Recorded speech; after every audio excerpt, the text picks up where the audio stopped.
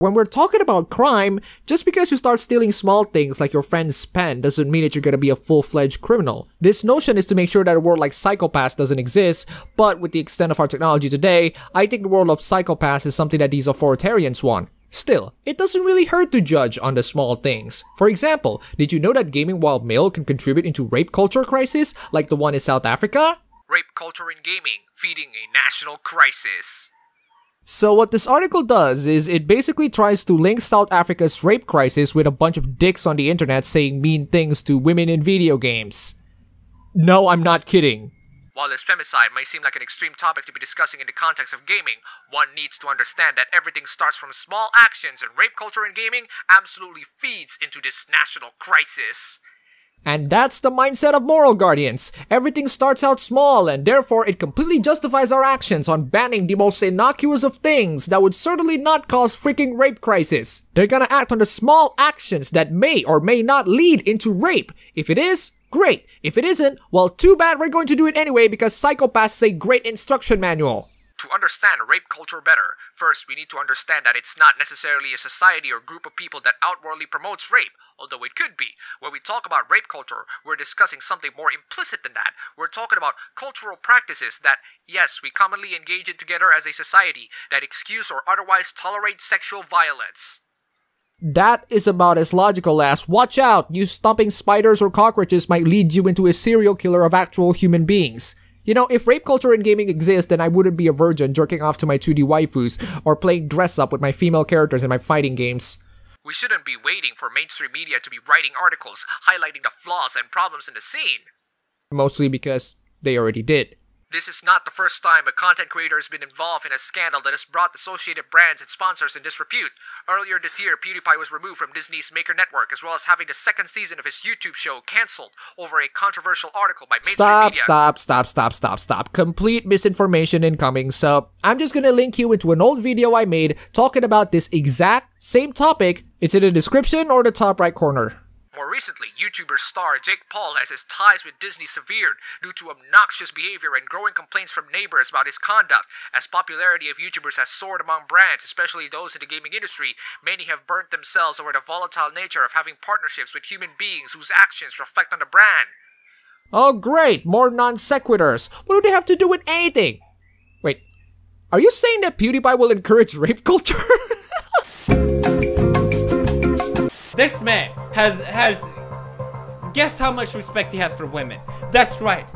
Zero. No respect. Nada. I just want to give a huge warning to all of you feminists out there. Be careful what you wish for, okay? He might look cute. He might look a little chipper. He might look like your uncle. But this man, his opinions. His opinions. Please consider the possibilities that would happen with Jane Bond being a pussy galore for thousands of guys. I love his accent so much. It's goddamn beautiful. It makes this whole thing 10 times better. I believe in freedom of speech, but whenever people have an opinion opposed to mine, I think they should be blocked and deleted and put in prison. Well, he did make a video trying to find ways to respect women, and he did debunk the freaking pay gap. I'm saying there is no gender gap. It's been debunked several times. The reality is there will always be an inherent risk for brands to associate themselves with human beings, but it is their responsibility to take a firm stance on any problematic behavior, no matter how lucrative the partnership or how loose the deal. In this regard, some local brands could have taken a note out of Disney's playbook. Jesus Christ, lady, if your standards of irresponsible behavior is PewDiePie, then I wouldn't trust you judging what is and isn't responsible behavior. Or more importantly, I wouldn't trust you with respecting women. Understanding the concept of rape culture and how it is perpetuated in everyday life is a big step in the right direction. When people complain about the depiction of women in certain games, understand that that kind of problematic behavior feeds the status quo that results in events like what happened recently, and the lackluster response of local brands does nothing but add fuel to the flames.